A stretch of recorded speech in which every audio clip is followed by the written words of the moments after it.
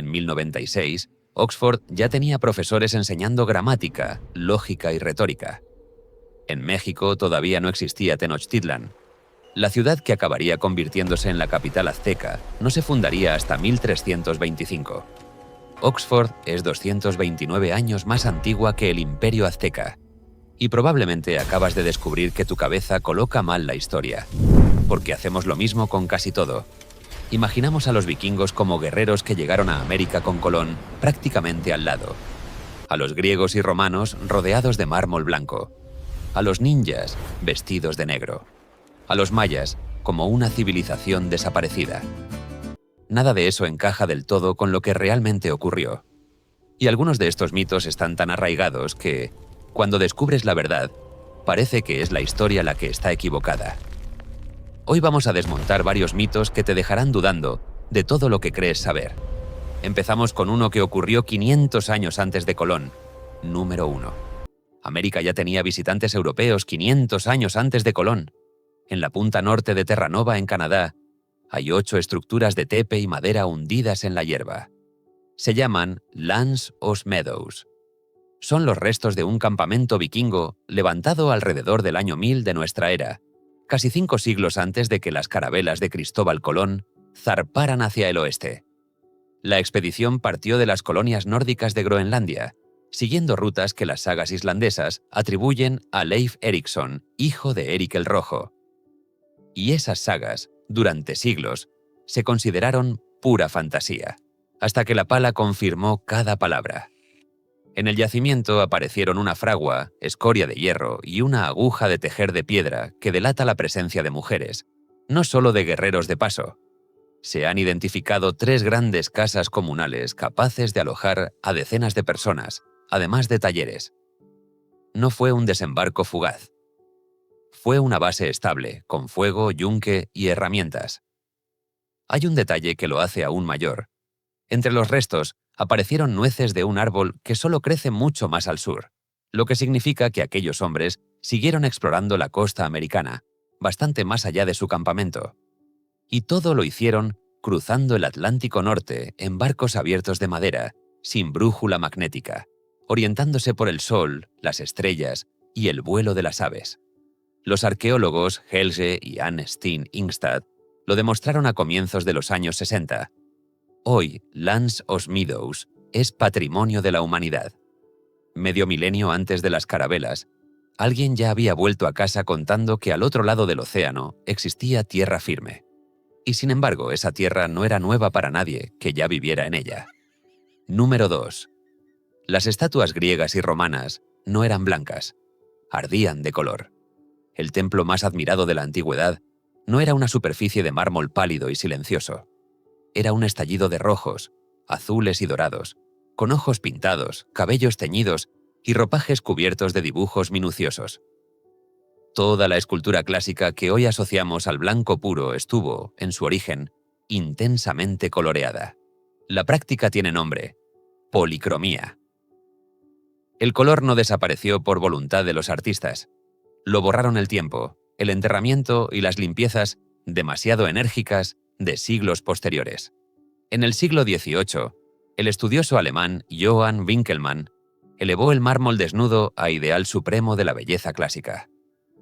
Esa idea se volvió tan poderosa que, cuando aparecían restos de pintura sobre una pieza, a veces los frotaban hasta hacerlos desaparecer. Se destruyó la prueba por amor a una imagen falsa. Los griegos, además, no solo pintaban. Aplicaban una capa de cera caliente coloreada sobre el mármol, una técnica que Plinio el Viejo describe y que daba a la piedra un brillo translúcido casi de piel viva. Hoy, con luz rasante, fotografía ultravioleta y una técnica que hace fluorescer el azul egipcio bajo luz infrarroja, los investigadores Vincenz y Ulrike Brinkmann han reconstruido piezas enteras. Su exposición viajera, Dioses en color, dejó atónito a un público acostumbrado a imaginar la antigüedad en tonos de nieve.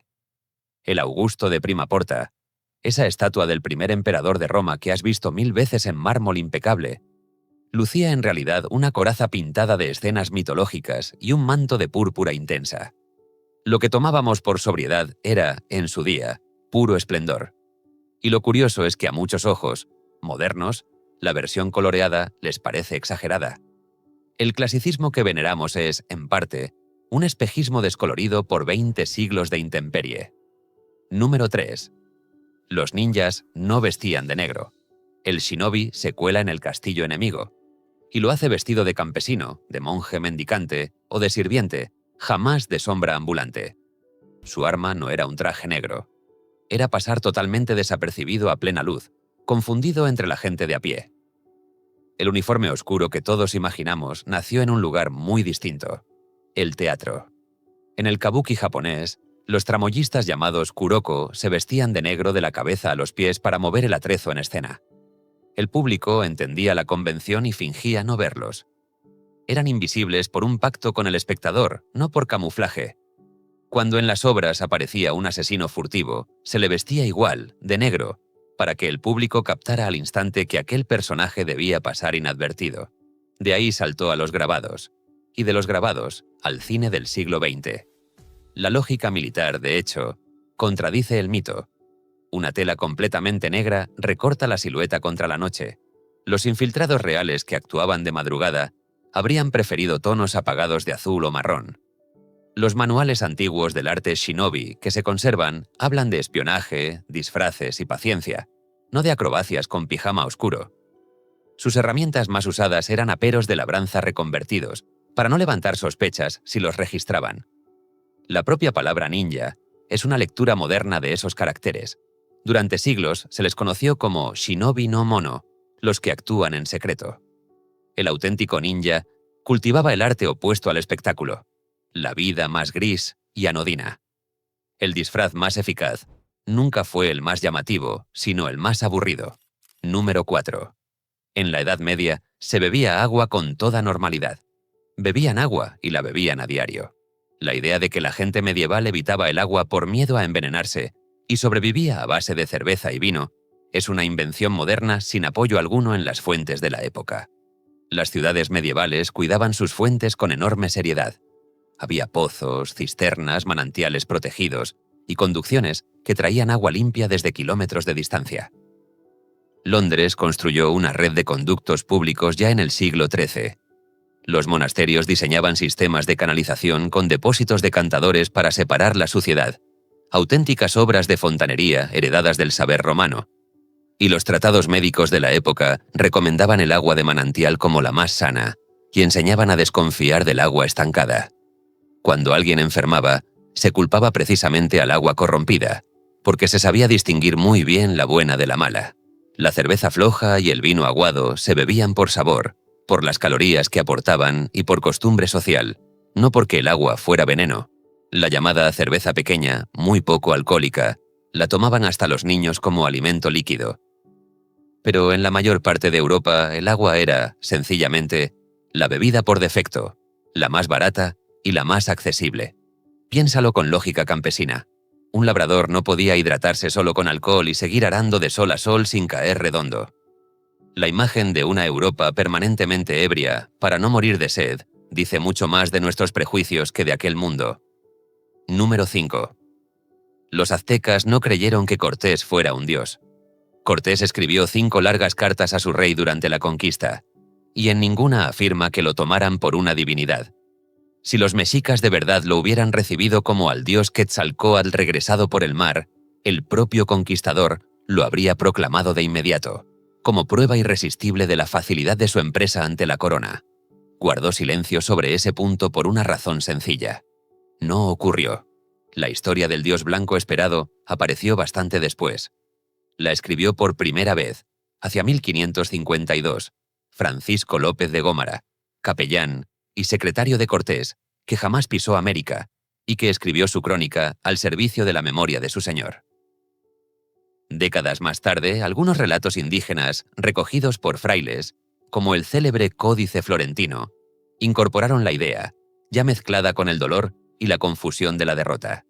La historiadora Camila Townsend ha mostrado que no existe prueba sólida de que, antes de la llegada de los españoles, circulara siquiera una profecía sobre el regreso de Quetzalcóatl por el este. Conviene reconocer el límite de lo que podemos saber. Las fuentes que nos llegan fueron escritas, casi todas, después de los hechos y por el bando que ganó. Reconstruir con exactitud lo que pensó Moctezuma en aquellas semanas es, en buena parte, un terreno de incertidumbre honesta. Pero lo que sí sabemos desmonta el cuento del pueblo crédulo y asustadizo. Los mexicas enviaron hechiceros, espías y ejércitos enteros contra los recién llegados. No adoraron a nadie. Calcularon, negociaron y combatieron durante 2 años. Número 6. Los mayas nunca desaparecieron. Existen hoy más de 6 millones de personas mayas. Hablan sus lenguas, cultivan sus tierras y celebran sus fiestas en Guatemala, en el sur de México, en Belice y en Honduras. La idea de una civilización que se esfumó de golpe, dejando ciudades vacías tragadas por la selva, es una de las mayores confusiones de toda la historia americana. Lo que colapsó, hacia el siglo IX de nuestra era, fue el sistema político de las grandes ciudades del período clásico, lugares como Tikal, Copán o Palenque. Una combinación de sequías prolongadas, guerras entre ciudades rivales y presión sobre el suelo agrícola vació aquellos centros monumentales. Pero la población no se evaporó. Se desplazó, se reorganizó y siguió construyendo hacia el norte y hacia las tierras altas. De hecho, cuando llegaron los españoles, ciudades mayas del Yucatán seguían plenamente habitadas, y la última capital independiente, Nojpetén, en un lago de la selva guatemalteca, resistió hasta el año 1697. Aquí llega el giro. Los mayas tampoco perdieron su portentoso conocimiento astronómico. Su cuenta larga del tiempo, capaz de predecir eclipses con siglos de antelación, es uno de los sistemas de calendario más precisos que se han creado jamás sin un solo telescopio. Y aquel famoso fin del mundo del año 2012 no era un fin, sino simplemente el cierre de un gran ciclo y el comienzo de otro. Aún hoy, comunidades mayas encienden velas y rezan en las escalinatas de los mismos templos que levantaron sus antepasados. Una civilización que sigue viva no puede haber desaparecido. Solo dejó de levantar pirámides. Número 7. Napoleón no le voló la nariz a la Esfinge. La gran Esfinge de Giza ya había perdido la nariz mucho antes de que Napoleón pisara Egipto, ya a finales del siglo XVIII. Se conservan dibujos del explorador danés Frederick Norden, hechos hacia 1737, que muestran el monumento sin nariz más de 60 años antes de la llegada de las tropas francesas. Las crónicas árabes apuntan a otro responsable. Hacia el año 1378, un hombre habría mutilado el rostro por fanatismo religioso, y la propia población lo habría ajusticiado por ello. La leyenda del cañonazo francés vino mucho más tarde, cuando hacía falta un culpable famoso. Napoleón, de hecho, llevó consigo a un ejército de sabios que fundó la egiptología moderna. Rompió muchas cosas en su vida, pero la nariz de la Esfinge no fue una de ellas. Número 8. Quizá las ratas no fueron las culpables de la peste negra. En 2018, un equipo de la Universidad de Oslo modeló matemáticamente 9 grandes brotes históricos de peste en Europa. Compararon 3 formas posibles de contagio. La primera, la peste que salta de las ratas a las personas a través de sus pulgas. La segunda, la que se transmite por el aire de pulmón a pulmón. Y la tercera, la que se propaga mediante parásitos del propio cuerpo humano, pulgas y piojos que viajan de persona a persona. En 7 de esos 9 brotes, el modelo que mejor encajaba con las curvas de mortalidad reales fue el de los parásitos humanos. El razonamiento tiene su lógica. La peste negra del siglo XIV se extendió a una velocidad enorme, quizá demasiado rápida, como para depender de que primero enfermaran y murieran colonias enteras de ratas antes de saltar al ser humano. Y hay un detalle revelador en los archivos. En las grandes epidemias medievales, apenas se registran esas mortandades masivas de roedores que sí aparecen documentadas en brotes más recientes y bien estudiados. Ahora bien, conviene ser honestos, porque la historia dista de estar cerrada. Otros investigadores defienden con firmeza que el modelo clásico de la rata y su pulga sigue siendo el más sólido, y critican que estas simulaciones matemáticas fuercen los datos hasta un resultado buscado. El debate continúa vivo entre especialistas, y probablemente la verdad reúna varias vías de contagio a la vez. Lo que ya no se sostiene es la certeza absoluta con la que muchos aprendimos a señalar a la rata como única y exclusiva responsable. A veces, el dato más valiente de la historia es admitir que todavía no lo sabemos todo. Número 9. Marco Polo no trajo la pasta de China. Ya se comía pasta en Italia antes de que Marco Polo naciera. La idea de que el viajero veneciano descubrió los fideos en la corte del Gran Khan y los importó a su tierra es un relato encantador y por completo falso. Existen documentos italianos muy anteriores a su famoso viaje que mencionan platos de pasta seca. El geógrafo árabe Al-Idrisi, en la Sicilia del siglo XII, describe la fabricación industrial de un tipo de fideo seco que se producía cerca de Palermo y se exportaba en barco por todo el Mediterráneo. Y un testamento genovés de finales del siglo XIII, redactado mientras Polo todavía andaba por Oriente, incluye entre los bienes del difunto una cesta llena de macarrones. El propio libro de sus viajes menciona los fideos de China comparándolos precisamente con algo que sus lectores italianos ya conocían de sobra. Si hubiera sido una novedad, lo habría contado como un prodigio, no como un parecido.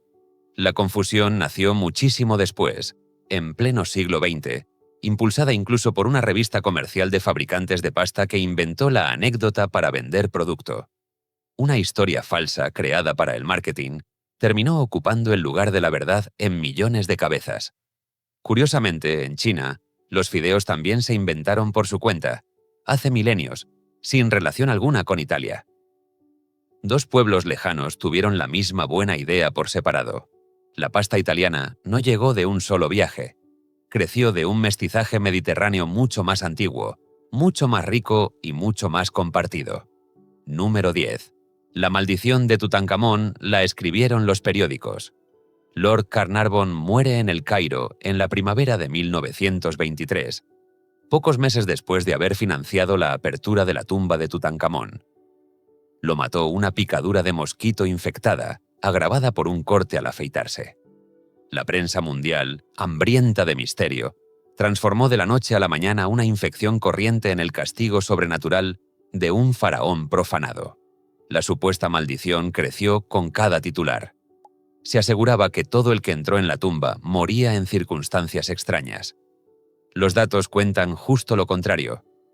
Howard Carter, el arqueólogo que dirigió la excavación y fue el primero en asomarse a la Cámara del Oro, vivió hasta 1939, 16 años más, y murió en paz, de causas naturales. Un estudio médico posterior siguió la pista a los occidentales presentes en la apertura y comparó su longevidad con la de otros de su entorno. No halló ninguna diferencia. Vivieron, de media, tanto como cualquiera de su época. Lo verdaderamente extraordinario no necesitaba adornos, macabros. Aquella tumba apareció casi intacta, con su ajuar de oro completo, su máscara funeraria y sus tronos, después de más de 3000 años sellada bajo la arena, mientras casi todas las demás tumbas reales de Egipto habían sido saqueadas hacía milenios. Cuando Carter abrió una brecha en la pared y le preguntaron si veía algo, respondió con 3 palabras que dieron la vuelta al mundo. Cosas maravillosas. El tesoro era real. La maldición, tinta de periódico. Número 11. El Dorado no era una ciudad de oro, sino un hombre cubierto de oro. En la laguna de Guatavita, en los Andes colombianos, se celebraba una ceremonia que dejó boquiabiertos a los primeros conquistadores que oyeron hablar de ella. El nuevo jefe del pueblo muisca se cubría el cuerpo desnudo con polvo de oro. Después subía a una balsa de juncos, y en el centro exacto del agua se sumergía, mientras la comunidad arrojaba a la laguna esmeraldas y figuras de oro como ofrenda a los dioses. Eso era El Dorado en su origen. El Dorado, el hombre de oro. No una urbe de calles de metal precioso, sino un rito religioso. Los españoles, deslumbrados por el relato, convirtieron a la persona en un lugar, y ese lugar imaginario se agrandó y se desplazó con cada expedición fracasada. La sed de aquel oro empujó a hombres como Gonzalo Jiménez de Quesada, y más tarde al inglés Walter Raleigh por el Orinoco, a adentrarse en selvas y montañas persiguiendo una ciudad que jamás existió. Muchos murieron buscándola, y lo asombroso es que el rito sí fue verdad. Cuando en distintas épocas se intentó dragar la laguna de Guatavita, aparecieron piezas de orfebrería muisca de una delicadeza extraordinaria. En una cueva cercana se halló, además, la joya que lo confirma todo, la balsa muisca, una miniatura de oro que representa exactamente esa ceremonia, con el cacique en el centro rodeado de su séquito. Se conserva hoy en el Museo del Oro de Bogotá. Hubo incluso quien intentó vaciar la laguna entera. Ya en el siglo XVI, un comerciante abrió un tajo en el borde del cráter para bajar el nivel del agua y sacó algo de oro antes de que el corte se derrumbara. La ciudad dorada era un espejismo. La ofrenda de oro en el agua ocurrió de verdad. Número 12. Aníbal cruzó los Alpes, pero casi todos sus elefantes murieron. 37 elefantes de guerra iniciaron el ascenso. Al alcanzar las llanuras de Italia, quedaban muy pocos, y en los meses siguientes la cifra se desplomó casi hasta cero. La estampa de una manada imponente aplastando a las legiones romanas es, sobre todo, una fantasía de nuestra imaginación. Aníbal cruzó los Alpes en el año 218, antes de nuestra era, con un ejército de decenas de miles de hombres y esa treintena de elefantes traídos del norte de África. El frío alpino, el hambre, los desprendimientos y las emboscadas de las tribus de montaña diezmaron la columna. Los animales, poco hechos a la nieve, fueron de los primeros en caer. Las fuentes cuentan que, para el primer gran choque contra Roma, apenas le quedaba un puñado, y que el invierno siguiente acabó con casi todos por enfermedad y frío. Se dice que solo sobrevivió un elefante, al que llamaban Surus, sobre el que el propio general habría cruzado un pantano. Aquí está lo asombroso. La leyenda se equivoca con los elefantes, pero se queda corta con Aníbal. Durante 15 años, mantuvo unido y victorioso a un ejército sin patria, en pleno territorio enemigo, derrotando a Roma en Trebia, en Trasimeno y, sobre todo, en Cannas, donde aniquiló al ejército más grande que la República había reunido jamás. Roma tembló tanto que, durante generaciones, las madres asustaban a sus hijos con una frase: «Aníbal está a las puertas». Su leyenda no terminó bien, y eso la hace aún más humana. Años después, en la batalla de Zama, el joven general romano Escipión por fin lo derrotó, y Aníbal acabó sus días en el exilio. El paso de los Alpes lo ganó su cabeza, nunca su manada. Hasta aquí, los mitos han corregido lo que creíamos saber sobre pueblos enteros. Lo que viene ahora funciona de otra manera. A partir de este punto, entramos en historias de un solo hombre, una sola ciudad o un solo objeto, capaces de reescribir un capítulo completo. El siguiente caso empieza con un monumento sin nariz y una acusación que ha durado 2 siglos. Número 13. Machu Picchu jamás estuvo perdida. 24 de julio de 1911. El explorador Hiram Bingham trepa por la ladera empapada de un cerro peruano, guiado por un campesino de la zona, Melchor Arteaga, y por un niño de 11 años. Arriba, entre la vegetación, aparecen terrazas de piedra y muros perfectos. Y aparece también otra cosa. Sobre una de las piedras del Templo de las 3 Ventanas hay una inscripción hecha con carbón. Dice, según el propio diario de Bingham, A. Lizárraga, 1902. 9 años antes que él, un campesino peruano llamado Agustín Lizárraga ya había estado allí. Había limpiado el terreno para cultivarlo y había dejado su nombre escrito en la pared. Cuando Bingham llegó, 2 familias, los Richarte y los Álvarez, cultivaban aquellas mismas terrazas y vivían entre las ruinas. Para ellos, Machu Picchu no era ninguna ciudad perdida, era su hogar. El propio Parque Nacional lo reconoce hoy con una frase sencilla y demoledora. La ciudad nunca estuvo perdida, porque fue visitada y habitada de forma ocasional. Bingham la dio a conocer al mundo entero, y eso tiene un valor enorme, pero no la descubrió. La montaña que llamamos misteriosa siempre tuvo quien la mirara desde dentro. Número 14. Guillotin ni inventó la guillotina, ni murió en ella. Joseph Ignace Guillotin sube a la tribuna de la Asamblea Francesa en 1789 con una propuesta que él considera humanitaria. Pedía que todas las ejecuciones fueran rápidas, indoloras e iguales para todos, con una máquina en lugar del hacha torpe. Hasta entonces, la decapitación limpia era un privilegio reservado a los nobles. Al pueblo se lo colgaba o se lo descuartizaba. Guillotin era médico y le horrorizaba el sufrimiento inútil. No diseñó ningún aparato, solo defendió la idea de la igualdad ante la muerte. La máquina la concibió técnicamente el cirujano Antoine Louis, y el primer prototipo lo construyó un fabricante de instrumentos de origen alemán, Tobias Schmidt. Durante un tiempo se la llamó la Louisette o la Louison, por su verdadero autor. La primera ejecución con ella llegó apenas 3 años después. El nombre del médico, sin embargo, quedó pegado para siempre al artefacto, para eterna incomodidad de su familia, que acabó cambiándose de apellido para librarse de la sombra. Y no murió bajo su filo. Joseph Guillotin falleció en su cama en 1814, de causas naturales, ya pasado el terror. La imagen del inventor decapitado por su propio invento es pura leyenda literaria. Hay una ironía final que pocos conocen. Aquel invento pensado como un gesto de piedad siguió en uso en Francia hasta bien entrado el siglo XX, y no se ejecutó la última condena hasta 1977. Guillotin quiso suavizar la muerte, y la historia le colgó su nombre para toda la eternidad. Número 15. Las líneas de Nazca no son pistas de aterrizaje. Más de 800 figuras gigantes, trazadas sobre el desierto peruano, algunas de más de 300 metros de largo. Un colibrí, un mono, una araña, un ser de aspecto humano. Solo se aprecian bien desde el aire, y por eso a un escritor se le ocurrió que debían ser señales para naves llegadas del cielo. La idea es fascinante, se vendió por millones y no se sostiene por ninguna parte.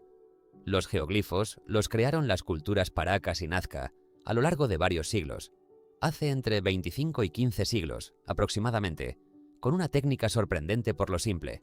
Bastaba retirar las piedras oscuras y oxidadas de la superficie para dejar al descubierto la arena clara del subsuelo. El clima del desierto, sin apenas lluvia ni viento, los ha conservado durante milenios como si fueran recientes. La matemática alemana Maria Reich dedicó su vida entera a estudiarlos y a protegerlos.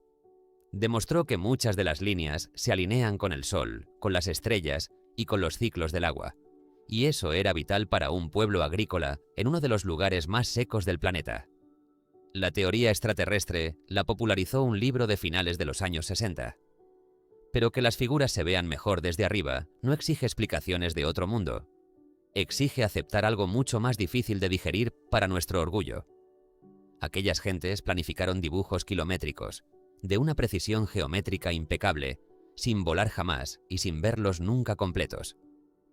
Y hoy, con drones e inteligencia artificial, se siguen descubriendo cientos de figuras nuevas. No hacían falta naves del espacio, hacía falta puro ingenio humano. Número 16. Aún vivían mamuts cuando las pirámides ya estaban en pie. La Gran Pirámide de Giza se terminó hace unos 4.500 años. Y en ese preciso momento, en una isla helada del Ártico, todavía caminaban mamuts lanudos. En la isla de Wrangel, frente a Siberia, un grupo aislado de estos gigantes sobrevivió hasta cerca del año 1650 antes de nuestra era. Haz la cuenta. Cuando el último mamut se apagó en aquella isla, las pirámides llevaban ya casi 900 años levantadas. La escritura jeroglífica funcionaba, los faraones gobernaban, y el mundo antiguo estaba en plena marcha. El animal que imaginamos junto a hombres de las cavernas convivió, sin saberlo ninguno de los dos, con la civilización de los faraones.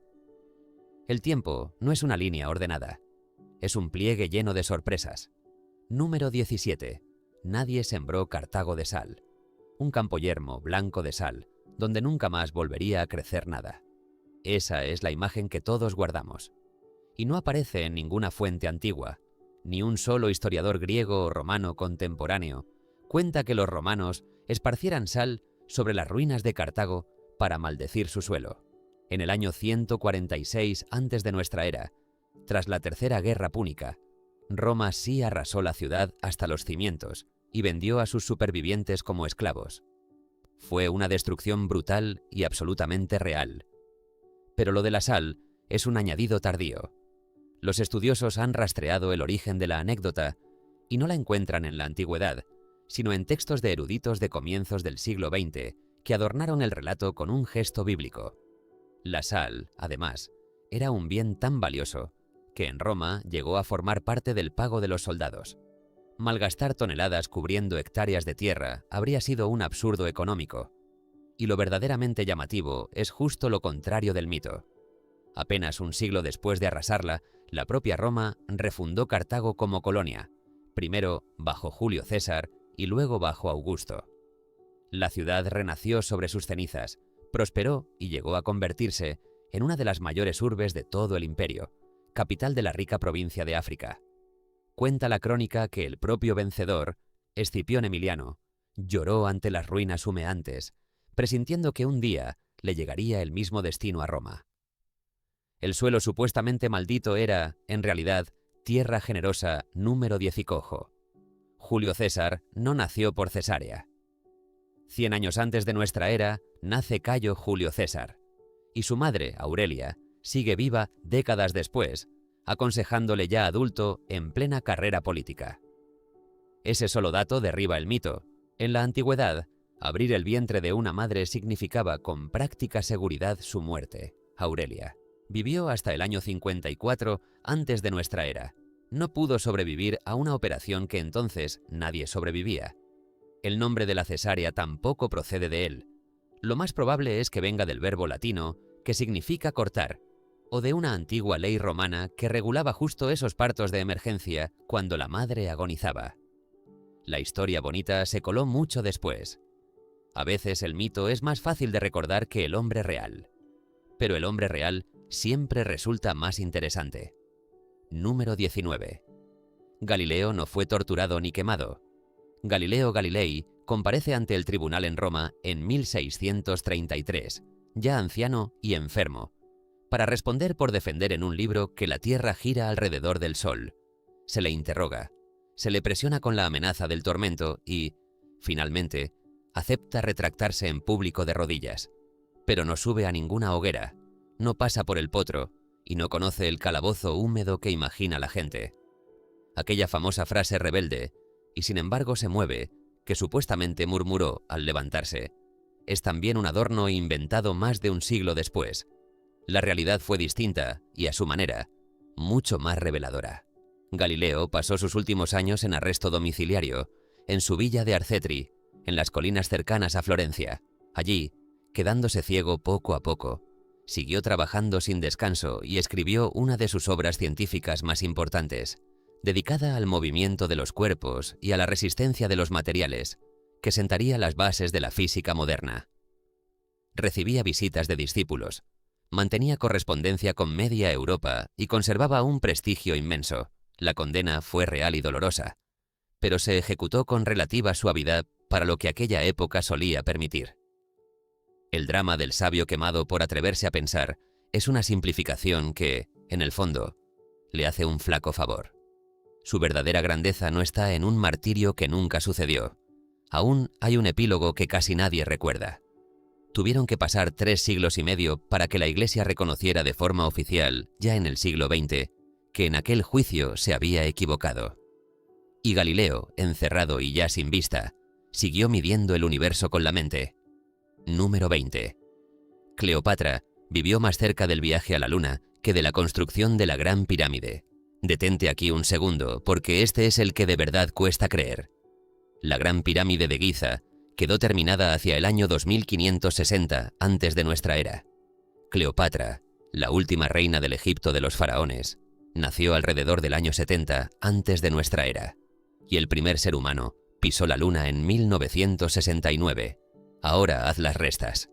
Entre la pirámide y el nacimiento de Cleopatra transcurrieron unos 2500 años.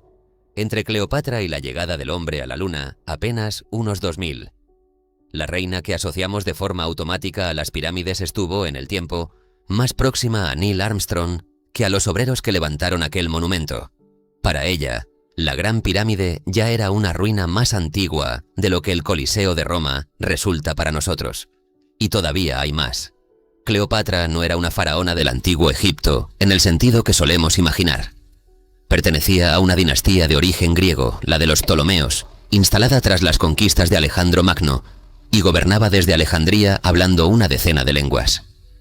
Sus contemporáneos no fueron los constructores de pirámides, sino Julio César y Marco Antonio. Cuando ella paseaba junto a Giza, aquellos monumentos llevaban 25 siglos en pie, y siguieron siendo la construcción más alta del planeta durante casi 4000 años. Dicho de otro modo, entre nosotros y Cleopatra hay menos siglos que entre Cleopatra y los hombres que apilaron aquellos bloques de piedra. Ella miraba las pirámides como nosotros miramos las ruinas de una civilización remota. Metemos toda la historia antigua dentro del mismo cajón mental. Y ese cajón es mucho más hondo de lo que jamás sospechamos. Número 21. Hace 2000 años ya existía una computadora. Un bloque de bronce corroído, del tamaño de un libro grueso, apareció entre los restos de un naufragio frente a la isla griega de Anticitera. Unos buceadores de esponjas lo sacaron del fondo del mar en el año 1901, junto a estatuas y ánforas. Durante décadas nadie entendió qué era aquel amasijo verde. Hoy sabemos que es el objeto más sofisticado que nos ha llegado de todo el mundo antiguo. Una computadora, una de verdad. El mecanismo de Anticitera, fabricado por manos griegas hacia el siglo II antes de nuestra era, contenía al menos 30 engranajes de bronce de dientes minúsculos, encajados con una precisión de relojería fina. Girando una manivela, la máquina calculaba y mostraba las posiciones del Sol y de la Luna, predecía las fases lunares y los eclipses, y seguía incluso el calendario de los Juegos griegos, incluidas las Olimpiadas. El historiador Derek de Sola Price fue el primero en intuir su complejidad, y reconstrucciones recientes con escáneres de rayos X han revelado inscripciones y funciones aún más asombrosas. Nada de una complejidad de engranajes comparable volvería a fabricarse en Europa hasta los grandes relojes astronómicos, más de 1000 años después. Piensa por un momento en lo que eso significa. Alguien, en el Mediterráneo antiguo, encerró el movimiento del cielo dentro de una caja de bronce que cabía en las manos. Y luego aquel conocimiento se hundió en el mar, y con él se perdió durante 20 siglos. Cada mito que hemos corregido hoy apuntaba en la misma dirección. No creíamos a nuestros antepasados capaces de tanto, y lo fueron sin excepción, caso tras caso. La historia real no empequeñece al ser humano, lo agranda hasta dejarnos sin aliento. Hemos visto 21 creencias que arrastrábamos como ciertas, y 21 verdades más grandes escondidas justo debajo. Si has llegado hasta aquí, es porque perteneces al tipo de persona que prefiere el mundo tal como fue al mundo tal como nos lo contaron. Un me gusta le indica a la plataforma que este material tiene a quien buscarlo. Con eso es suficiente. Y ahora te lanzo una pregunta para los comentarios. De los 21 casos de hoy, ¿cuál te ha dejado más descolocado, ese que jurabas conocer y ha resultado ser leyenda? Escríbelo ahí abajo. Se aprende tanto leyendo vuestras respuestas como preparando estos vídeos. En el próximo episodio abrimos, de par en par, una sola de estas puertas. Entramos por completo en el mundo de una civilización que aprendió a dominar el cielo con las manos desnudas. Y descubrimos hasta dónde llegó de verdad su ingeniería. Tienes toda la lista esperándote en la playlist del canal. Nos vemos allí.